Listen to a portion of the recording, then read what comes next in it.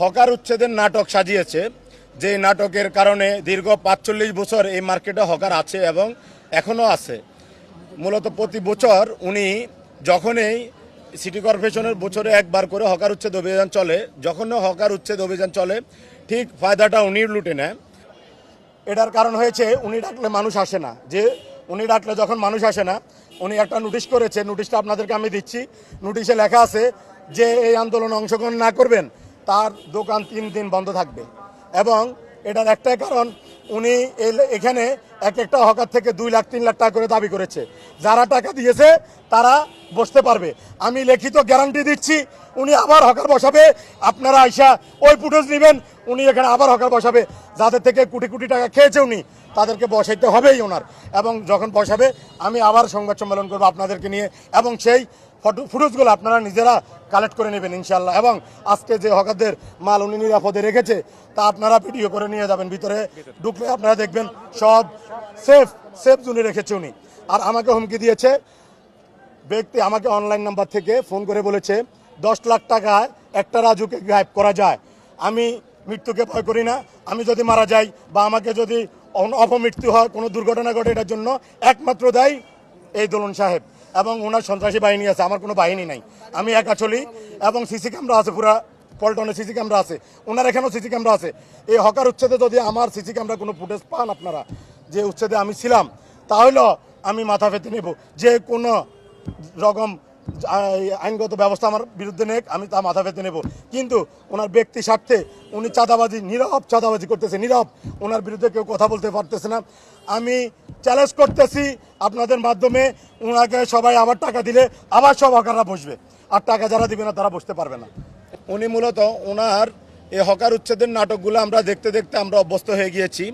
উনি যখন আমাদেরকে ডেকে এই হকার উচ্ছেদ নাটকের জন্য আহ্বান করেন, আমি এটা প্রত্যাখ্যান করি। কারণ আমি বলেছিলাম আপনি তো এই হকার উচ্ছেদ নাটক করে আপনি আবার হকারদেরকে বসাবেন বিগ অ্যামাউন্টের টাকা নিয়ে, বিনিময়ে মাথা বিক্রি করবেন আমাদের ব্যবসায়ীদের। আমরা আপনার এই বিষয়ে আমরা সারা দিনে ওনার কথাতে, মূলত উনি আমাদের এফ ক্যাটাগরি ইসলামী ব্যবসায়ী মালিক সমিতির প্রশাসনিক দায়িত্বটা ওনারা দেখেন সিকিউরিটি গার্ড দিয়ে। আর আমি মার্কেটের সভাপতি, এবং আমাদের মার্কেটের কমিটি আলাদা এবং ইসলামিক ফাউন্ডেশন থেকে আমাদের মার্কেটটা ইজারাও আলাদা, কমপ্লিট ডিফারেন্স, আমাদের লাইসেন্স আলাদা, সবই আলাদা। সো আমরা যখন ওনাকে সম্মতি না দিয়ে থাকি, পরবর্তীতে উনি আজকে আমি ওনারা ডাকার পরও এই হকার উচ্ছেদ অভিযানে আসি নাই। না আসার একটাই কারণ, কালকে উনি যাদের সাথে মিউচুয়াল করেছে, হকারের 3টা অংশ হয়ে গেছে। যে অংশ ওনাকে বড় আকারে টাকা পয়সা দিয়েছে, সেই অংশকে ডেকে নিয়ে মিটিং করে ওনাদের মালসামান আপনারা ভিডিওতে অবশ্যই দেখিয়ে দিবেন, মার্কেটের ভিতরে ঢুকে রাখেছে, সবগুলা মাল মার্কেটের ভিতরে রেখেছে। এবং ওদেরকে বলেছে ওদের সাথে সমঝোতা হওয়া পর্যন্ত মালগুলা ভিতরে থাকবে, সমঝোতা হয়ে গেলে আবার আপনাদেরকে বসিয়ে দেব। এবং এই জন্য আজকে আমরা ওনার ইয়েতে আমরা আসি নাই, অভিযানে আমি ব্যক্তিগত আসি নাই। এবং আমার ব্যবসায়ীদেরকে বলেছি আসার প্রয়োজন নেই, কারণ উনি আমাদের মাথা বিক্রি করতেছে। এবং উনি বাইতুল মোকাররম মার্কেটের সভাপতি, ওনারকে ম্যাজিস্ট্রেরি পাওয়ার দেওয়া হয় নাই। উনি একজন মার্কেটের সভাপতি, উনি দেশীয় অস্ত্রশস্ত্র নিয়ে হকারদের উপরে আজকে আক্রমণ করে, দেখেন যে হকারদের মাথা ফাটাইছে, কারো হাত ভেঙে ফেলছে, অনেকের পা ভেঙে ফেলছে, অসংখ্য হকার আহত, ঢাকা মেডিকেল আছে অনেকেই। যাই হোক, হকাররা হকারদের মতো আইনগত ব্যবস্থা নেবে, তা তাদের ব্যক্তিগত বিষয়। আমার কথা হয়েছে আমার মার্কেট কেন বন্ধ রেখেছে উনি। আমরা ইসলামিক ফাউন্ডেশনের আন্ডারে আমরা ইসলামিক ফাউন্ডেশনে গিয়েছি আমাদের মার্কেট খুলে দেওয়ার জন্য, এবং বলেছি উনি আন্দোলন করবে ওনার ব্যক্তি স্বার্থে, ব্যবসায়ীদের স্বার্থে না।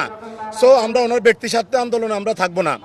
আমাদের গেট খুলে দেওয়ার জন্য আমরা ফাউন্ডেশনের ডিডি মহোদয়কে জানিয়েছি, ফাউন্ডেশন ডিডি মহোদয়, ডিজি মহোদয় এবং সচিব মহোদয়কে জানিয়েছেন। ওনারা আমাদেরকে আশ্বস্ত করেছেন এটা খোলার জন্য একটা ব্যবস্থা ওনারা নেবেন। এবং একই সাথে আমি আমাকে নিয়ে যে নোংরা বক্তব্য দিয়েছে তার তীব্র নিন্দা জানাচ্ছি।